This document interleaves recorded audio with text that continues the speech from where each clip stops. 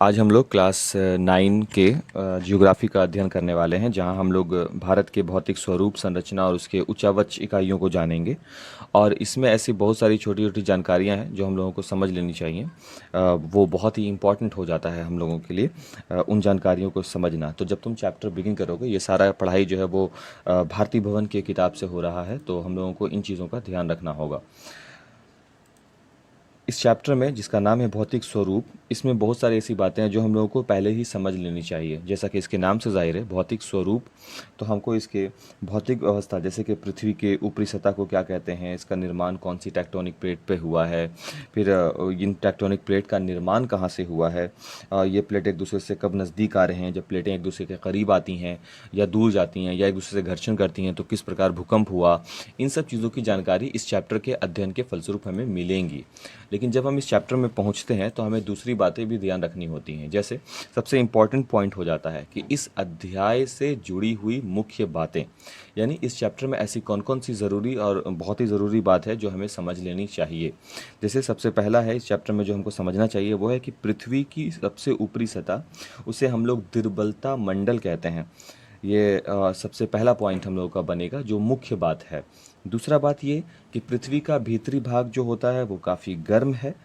गर्म इतना है कि वहाँ रेडियोधर्मी तत्व को विसर्जित ऊर्जा से, रेडियोधर्मी तत्व और विसर्जित ऊर्जा से मेरा मतलब हो जाएगा नाभिकीय ऊर्जा, ठीक है, उसके भीषण ताप उत्पन्न हुआ करते हैं। Nuclear reactor, nuclear energy release होते हैं।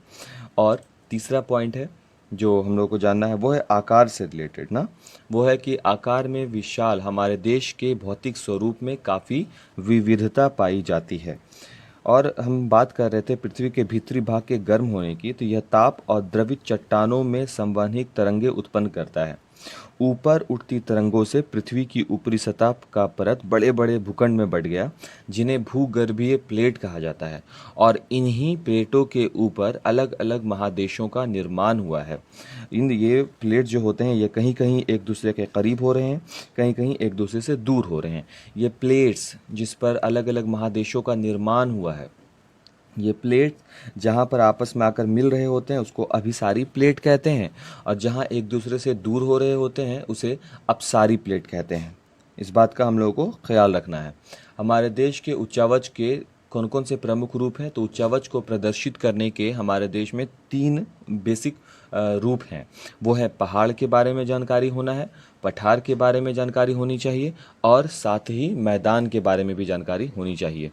पहाड़, पठार और मैदान। तो अभी तक हम लोग ये जाने कि ये हम लोग क्लास 9 का अध्ययन कर रहे हैं। क्लास 9 का चैप्टर का नाम है भौतिक स्वरूप, संरचना और उच्चावच। और इसकी मुख्य बातें इस प्रकार हैं कि पृथ्वी का ऊपरी सतह दुर्बल मंडल कहलाता है। पृथ्वी का भीतरी भाग काफ़ी गर्म होता है, और गर्म इसलिए होता है क्योंकि वहाँ नाभिकीय ऊर्जा विद्यमान है। आकार में विशाल हमारे देश के भौतिक स्वरूप में काफ़ी का मतलब बहुत ही ज़्यादा विविधता पाई जाती है। और हमारे देश के उच्चावच के 3 प्रमुख रूप हैं, पहाड़, पठार और मैदान। अगला पॉइंट है कि हमारे देश का लगभग 30% भाग पर सिर्फ पहाड़ है, 27% भाग पर पठार है और 43% भाग पर मैदान है। ये भी हम लोगों को होना चाहिए पता। अब चैप्टर में जब हम लोग आते हैं तो उस चैप्टर का सबसे पहला प्रश्न है कि भौतिक स्वरूप के अनुसार भारत को कितने भागों में बांटा गया है। तो भौतिक स्वरूप के अनुसार हम भारत को कितने भाग में बांट सकते हैं, तो भौतिक स्वरूप के अनुसार हम भारत को 6 अलग अलग इकाइयों में बांटेंगे। पहला हो सकता है हिमालय या उत्तर का पर्वतीय मैदान या पर्वतीय प्रदेश जिसे बोलते हैं। दूसरा हो सकता है उत्तर का विस्तृत या विशाल मैदान। तीसरा हो सकता है दक्षिण का पठार। चौथा हो सकता है समुद्र तटीय मैदान। पांचवा हो सकता है भारतीय मरुस्थल। और छठा हो सकता है भारतीय द्वीप समूह। ये 6 भारत के भौतिक विभाग के अंतर्गत आते हैं। भारत के भौतिक विभाग यानी भौतिक स्वरूप के आधार पर भारत को 6 भागों में बांटा गया है। नंबर 1 है हिमालय या उत्तर का पर्वतीय प्रदेश। नंबर 2 है उत्तर का विस्तृत या विशाल मैदान। नंबर 3 है दक्षिण का पठार। नंबर 4 है समुद्र तटीय मैदान। नंबर 5 है भारतीय मरुस्थल और नंबर 6 है भारतीय द्वीप समूह। अब इसमें से कुछ बेसिक चीज़ें होंगी जो चैप्टर में हम क्वेश्चन बनाए हैं, जिसको हम सामने में लेकर आए हैं। पहला प्रश्न है, हिमालय या उत्तर का पर्वतीय प्रदेश का संक्षिप्त परिचय देना है हिमालय के बारे में। तो हिमालय के बारे में तुम अपने किताब के पेज नंबर 10 पर जब जाओगे तो विस्तृत जानकारी मिलेगी। इसके अतिरिक्त अगर हम और जानकारी चाहते हैं हिमालय के रिगार्डिंग, तो हम इस चैप्टर को फॉलो कर सकते हैं, इस क्वेश्चन को देख सकते हो। हम उसमें कुछ इंपॉर्टेंट पॉइंट को उठा कर लेकर के आए हैं, जिसको हम आंसर बनाए हैं, और हम चाहते हैं कि ये फेयर कॉपी में इसी तरीके से मेंशन हो जिस तरीके से इसको लिखा गया है। तो हिमालय के बारे में हम लिख रहे हैं कि हिमालय पश्चिम में सिंधु नदी और पूर्व में ब्रह्मपुत्र नदी के बीच चाप यानी तलवार की तरह फैला है, क्योंकि तलवार जो होता है वो बिल्कुल सीधा नहीं होता, थोड़ा कर्व होता है, तो वो बिल्कुल तलवार की तरह फैला है। इसकी लंबाई 2500 किलोमीटर और चौड़ाई 150 से 500 किलोमीटर तक है। विश्व की सर्वोच्च चोटी इसी में मिलती है। नेपाल में स्थित एवरेस्ट जो वहाँ यानी कि नेपाल में सागर माथा के नाम से जानी जाती है और इसकी ऊंचाई 8,848 मीटर है। इस बात का हमको ख्याल रखना होगा, ठीक है। हिमालय के पास और भी बहुत सारी श्रेणियों में काराकोरम श्रेणी विश्व की दूसरी सर्वोच्च चोटी गॉडविन ऑस्टिन इसी में मिलती है। और सबसे इम्पॉर्टेंट बात हम बता दें कि इसी श्रेणी को गॉडविन ऑस्टिन जो काराकोरम श्रेणी है, इसे ही कैलाश पर्वत के नाम से भी पुकारा जाता है। हिमालय के बारे में कुछ और बात अगर जानना है तो वो ये कि हिमालय के उत्तर में यानी कि भारत की सीमा में 3 और समांतर पर्वत श्रेणियां मिलती हैं। 3 और समांतर पर्वत श्रेणियां जो जस्कर श्रेणी कहलाती है, लद्दाख श्रेणी कहलाती है और काराकोरम श्रेणी कहलाती है। हिमालय पार की श्रेणियों में जस्कर, लद्दाख, काराकोरम और कैलाश हैं। इसका ख्याल रखेंगे इस पॉइंट का, है ना। ये बहुत ही अच्छा पॉइंट हो जाता है। चलिए, तो मेरे हिसाब से कुछ इंपॉर्टेंट बातें हिमालय से जुड़ा हुआ उतना ही था, और हम इसको एक प्रश्न में भी शामिल कर दिया कि हिमालय की 3 समांतर श्रेणियों के नाम लिखें। अब वो 3 समांतर श्रेणी कौन कौन सी हो जाएंगी? तो नंबर 1 है हिमाद्री। सबसे पहला वो समांतर श्रेणी है हिमाद्री। नंबर 2 है हिमाचल एंड नंबर 3 है शिवालिक। ये 3 हिमालय की समांतर पर्वत श्रेणियां हैं। मुख्य हिमालय सिंधु और ब्रह्मपुत्र की संकरी गहरी घाटियों के बीच स्थित है और यहीं यह 3 समांतर श्रेणियों में मिलता है, जिसका नाम है हिमाद्री, हिमाचल और शिवालिक। जो मुख्य हिमालय है वह सिंधु और ब्रह्मपुत्र की संकरी गहरी घाटियों के बीच स्थित है और यह 3 समांतर श्रेणियों में मिलता है, हिमाद्री, हिमाचल और शिवालिक, है ना। अब हम थोड़ा सा हिमाद्री के बारे में बता दें कि हिमाद्री सर्वोच्च श्रेणियों में से एक है। सबसे उत्तरी श्रेणी भी यही है और भारतीय सीमा में इसकी प्रमुख चोटी है नंगा पर्वत के नाम से जाना जाता है। नंदा देवी, कामेत, कंचनजंगा, ये सब का नाम तुम लोग लिटरली सुने होगे, लेकिन कभी इसको ज़रूरत नहीं पड़ा इसलिए। लेकिन तुम लोग क्या करोगे, तुम्हारे पास हाइलाइटर होगा, तुम अपने चैप्टर को रीड करोगे और इन सभी को अंडरलाइन कोट करोगे, ठीक है। तो अब हम लोग आगे बढ़ते हैं। नेक्स्ट क्वेश्चन जो बनाए हैं वो है भारतीय मरुस्थल के बारे में। भारतीय मरुस्थल की कहानी वैसा ही है जैसे आजकल आम भूमि भी दिख रहा है, लेकिन धीरे धीरे ये नष्ट होता चला गया और आज किस हालत में है वो हम और आप समझते हैं।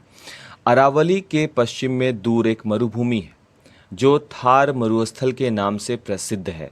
यह 644 किलोमीटर लंबा और 160 किलोमीटर चौड़ा है। यह भारत का पश्चिमोत्तर भाग है जो कभी हरा भरा था, लेकिन सभ्यता के अत्यधिक विकास से इस क्षेत्र का वन संपदा नष्ट हो गया। वन की कमी से यहाँ बारिश कम होने लगी। लगभग 15 सेंटीमीटर से भी कम बारिश के कारण यह क्षेत्र वर्षा से वंचित होता चला गया और आज हम देख रहे हैं कि वह क्षेत्र क्या हो गया है। यह क्षेत्र बालू से भरा हुआ है और पौराणिक सरस्वती नदी, जिसे नाम को हम लोग अच्छे तरीके से फैमिलियर हैं, समझते हैं, यह सरस्वती नदी यहाँ लुप्त हो गई है। थार मरुस्थल का विस्तार लगभग 1,03,040 वर्ग किलोमीटर पहुँच चुका है। यहाँ पर हम एक वर्ड यूज़ किए हैं कि थार मरुस्थल का विस्तार लगभग 1,03,040 वर्ग किलोमीटर पहुँच चुका है। पहुँचने से मेरा अर्थ यह है कि कोई भी बालुई प्रदेश अगर एक जगह एकत्र हो जाए तो समय के साथ साथ और वो आच्छादित होकर हवा के साथ साथ अपने आसपास के क्षेत्र में फैलता है। फैलने के बाद वो वहाँ पर की उपजाऊ भूमि को नष्ट करता है। नष्ट करने के लिए वो वहाँ की उपजाऊ भूमि के साथ बालुई चीज़ मिल जाता है। मिलने के बाद उसकी उपजाऊ क्षमता को नष्ट करता है और धीरे धीरे वह भूमि भी बालुई प्रदेश में बदल जाती है। तो यहाँ पर जो आंकड़ा दिया गया है भारत के थार मरुस्थल का जो 1,03,040 वर्ग किलोमीटर है, तो यह मुमकिन है कि यह कभी 1 लाख से भी कम रहा होगा और धीरे धीरे यह विस्तार होता चला गया बालुई प्रदेश का। इसीलिए हम यहाँ पर वर्ड यूज़ किए हैं पहुँच चुका है। ठीक है, तो कहने का मतलब यह है कि जैसे जैसे सभ्यता का विकास होता चला गया, सभ्यता के विकास में वनों को नष्ट किया गया, वनों को काटा गया और वनों के ह्रास के कारण ही बारिश का लेवल कम होता चला गया। और जैसा कि हम और आप जियोग्राफिकल इंटरफेस में अच्छे तरीके से समझते हैं कि अगर बारिश होना है तो बारिश का मिनिमम जो वैल्यू है वो 15 सेंटीमीटर के आसपास होना चाहिए, लेकिन वहाँ बारिश 15 सेंटीमीटर से भी कम होता चला गया। बारिश का लेवल जो कम होता चला गया तो सुखाड़ की स्थिति पैदा हुई और पश्चिम से आने वाली वो हवाएं जो अपने साथ बालू लेकर के आती थीं धीरे धीरे यहाँ एकत्र होने लग गए और ये बालू ही धीरे धीरे वहाँ पर की भूमि को अनुपजाऊ करते चले गए। इतना ज़्यादा अनुपजाऊ किया कि आज वहाँ तकरीबन 1,03,040 वर्ग किलोमीटर तक केवल और केवल बालुई प्रदेश ही फैल चुका है और जो आगे भी बढ़ रहा है। वहाँ कभी सरस्वती नदी बहा करती थी, लेकिन अब ऐसा मानना है कि वो नदी भी पाताल लोक चली गई है। इसका मतलब यह कि नदी को बहने के लिए भी मुहाने की ज़रूरत होती है, भूमि की ज़रूरत होती है, लेकिन अब वो वहाँ पर बचा ही नहीं है। बालू सभी को लुप्त करता चला गया है। नेक्स्ट क्वेश्चन है भारतीय द्वीप समूह का संक्षिप्त परिचय है। तो भारतीय द्वीप समूह में दो हैं, एक अंडमान और निकोबार द्वीप समूह जहां 572 आइलैंड होंगे और दूसरा है लक्षद्वीप। लक्षद्वीप के बारे में भी है कि वहां तकरीबन 27 हम लोगों को मिलेंगे द्वीप देखने के लिए। तो इन दोनों के बारे में है और हमको ये भी समझना है कि दोनों का ही उद्भव, ये दोनों का ही द्वीप जो बना है, द्वीप समूह है, ये दोनों का ही उद्भव जो है वो सामान्य तरीके से ना होकर अलग अलग तरीके से हुआ है। जैसे कि अगर हम अंडमान निकोबार का बात करेंगे तो ज्वालामुखी के विस्फोट और दूसरा वो वहाँ दबा रह गया सागर मग्न पर्वत श्रेणी जो सागर के नीचे वो दबा रहने के वजह से, पर्वत श्रेणियों का दबा रहने की वजह से वहाँ पर द्वीपों का निर्माण हुआ है। जबकि लक्षद्वीप के साथ ऐसा नहीं है। लक्षद्वीप का जो निर्माण हुआ है वो एक जीव जिसका नाम है प्रवाल, जिसको हम लोग कोरल्स भी कहते हैं, मूंगर के नाम से भी उसको जाना जाता है, तो उसके द्वारा उसका निर्माण हुआ है। तो ये दोनों ही स्थितियों में, चाहे वो अंडमान निकोबार हो चाहे वो लक्षद्वीप हो, दोनों का ही निर्माण अलग अलग वजहों से हुआ है। तो हम देखते हैं कि इसके बारे में हमारे नोट्स क्या कहते हैं। नोट्स ये कहता है कि भारत की मुख्य भूमि से हटकर दो द्वीप समूह हैं। मुख्य भूमि से मेरा तात्पर्य भारत की भौगोलिक सीमा के बारे में है। तो भारत की मुख्य भूमि से हटकर दो द्वीप समूह हैं, एक अंडमान और निकोबार द्वीप समूह, ये एक है, और दूसरा है लक्षद्वीप समूह। इन दोनों के बारे में हम अभी परिचय लेंगे, दोनों के बारे में जानकारी सही तरीके से अध्ययन करेंगे और इसे अपने फेयर कॉपी में भी मेंशन करेंगे। दोनों की स्थितियों को भी जानेंगे कि दोनों किन स्थितियों में भारत के दक्षिण में, उत्तर में, पूर्व में कहाँ पर हैं, कौन से महासागर में है, कौन सी खाड़ी में है। तो इसके परिचय के बारे में चर्चा करें तो परिचय में सबसे पहले आता है कि अंडमान और निकोबार जो बंगाल की खाड़ी में स्थित है, इसके अंतर्गत 572 द्वीप आते हैं और सभी के सभी सागर मग्न पर्वत श्रेणी पर स्थित हैं। सागर मग्न पर्वत श्रेणी का अर्थ है कि सागर में डूबे हुए। इनमें से कुछ ज्वालामुखी के उद्गार से बने हैं, जैसा कि अभी हम बताए भी थे कि इनका निर्माण, कुछ ऐसे भी हैं जो ज्वालामुखी के उद्गार से बने हैं, कुछ ऐसे हैं जो सागर मग्न पर्वत श्रेणी के द्वारा निर्मित हुए हैं। भारत का एकमात्र सक्रिय ज्वालामुखी का मतलब जहां अभी भी विस्फोट देखने के लिए मिलता है वो बैरन द्वीप पर है, और वो बैरन द्वीप जो है वो अंडमान और निकोबार द्वीप समूह में ही है, बैरन द्वीप। तो इस पॉइंट को अपनी कॉपी में मेंशन करोगे और इसे हाइलाइटर से इंपॉर्टेंट की श्रेणी में डालोगे, ऑब्जेक्टिव्स में ये काम आ सकता है। ठीक है, आगे बढ़ते हैं।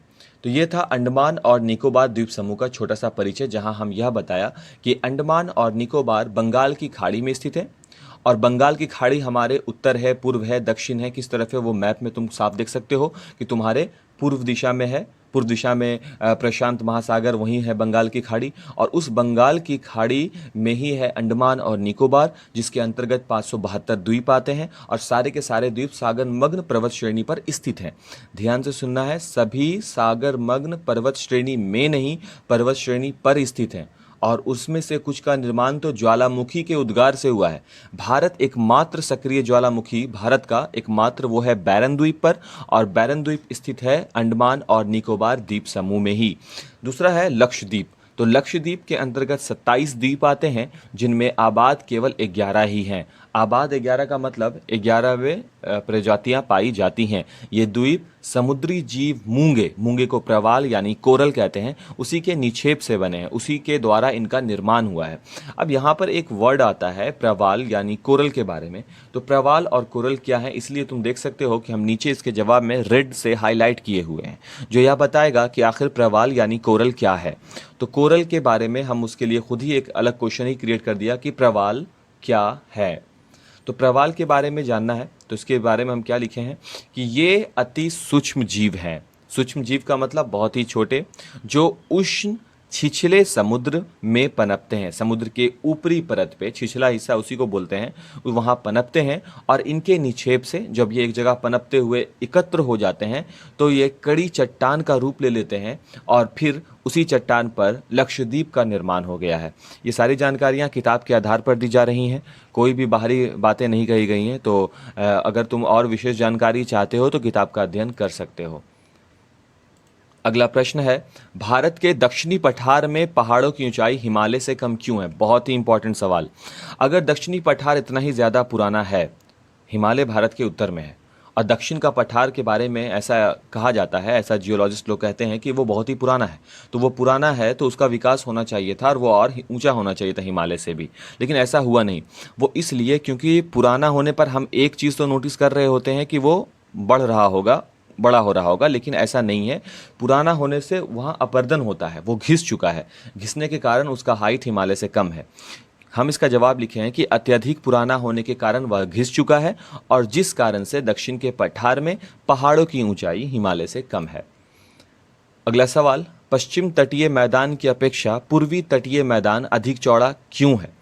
तो पश्चिम तटीय मैदान की अपेक्षा पूर्वी तटीय मैदान अधिक चौड़ा इसलिए है क्योंकि वहाँ डेल्टा का निर्माण हो रहा है। किन किन नदियों के डेल्टा का निर्माण होता है पूर्वी तटीय मैदान में? तो गोदावरी है, कृष्णा है, कावेरी है, महानदी है, इन सभी का डेल्टा बनता है। डेल्टा बनने के कारण वहाँ का जो मैदान का जो क्षेत्र है वो चौड़ा हो जाता है। पश्चिम तटीय मैदान में ऐसा नहीं है, वहाँ डेल्टा का निर्माण नहीं हो रहा है इन चार नदियों का, इस वजह से वो भाग चौड़ा नहीं है। अगला प्रश्न है, महाराष्ट्र में काली मिट्टी मिलती है लेकिन उड़ीसा में काली मिट्टी नहीं मिलती है, तो क्यों? इसके पीछे भी रीज़न है, क्योंकि महाराष्ट्र का निर्माण ज्वालामुखी के उद्गार से हुआ है। अब ज्वालामुखी के निर्माण से हुआ है तो जाहिर सी बात है वहाँ से लावा का प्रवाह हुआ होगा। हम महाराष्ट्र के निर्माण के बारे में बता रहे हैं, और जब लावा का प्रवाह हुआ होगा तो इस प्रकार लावा के प्रवाह से हम जानते हैं बाइसाल्ट चट्टान पाया जाता है। ये बेसाल्ट चट्टान, ये बाइसाल्ट यहाँ लिखा गया है, वैसे बेसाल्ट इसका नाम होता है। ये बेसाल्ट चट्टान जो होती है वो टूट जाती हैं और टूट करके ही काली मिट्टी का निर्माण करती हैं। तो क्योंकि ये सारी घटनाएं कहाँ हुई? महाराष्ट्र में हुई, उड़ीसा में नहीं हुई, इस वजह से महाराष्ट्र में काली मिट्टी पाई जाएगी, उड़ीसा में नहीं पाई जाएगी। और आज का एक और सवाल जो शायद आखिरी सवाल हो, अंडमान और निकोबार द्वीप समूह उत्तर से दक्षिण की ओर काफ़ी लंबा है और यहाँ सैकड़ों द्वीप हैं, क्यों? तो अंडमान और निकोबार द्वीप समूह उत्तर से दक्षिण की ओर काफ़ी लंबा है और यहाँ सैकड़ों द्वीप हैं, क्यों? क्योंकि ये जो द्वीप समूह है ये केवल ज्वालामुखी के उद्गार से इसका निर्माण नहीं हुआ है, बल्कि ये सागर मग्न पर्वत श्रेणियों पर स्थित हैं। ये सागर मग्न पर्वत श्रेणियों पर स्थित हैं, इसलिए इनका विस्तार काफ़ी लंबा है और यहाँ 572 द्वीप हैं, यानी सैकड़ों द्वीप। ठीक है, आज के लिए थैंक यू, इतना काफ़ी है। इन सारे क्वेश्चंस को हम लोग अपने फेयर कॉपी में मेंशन करेंगे, इसे नोट करेंगे। क्लियर है? कल हम लोग मैथमेटिक्स देखेंगे अपना, और मैथ में जो भी सवाल होगा तो इसी वीडियो के कमेंट बॉक्स में कर देना है, और हम लोग मैथ को आगे जानेंगे। हम लोग एक्सरसाइज 12.2 पढ़ रहे थे, 12.3 पढ़ेंगे। Thank you.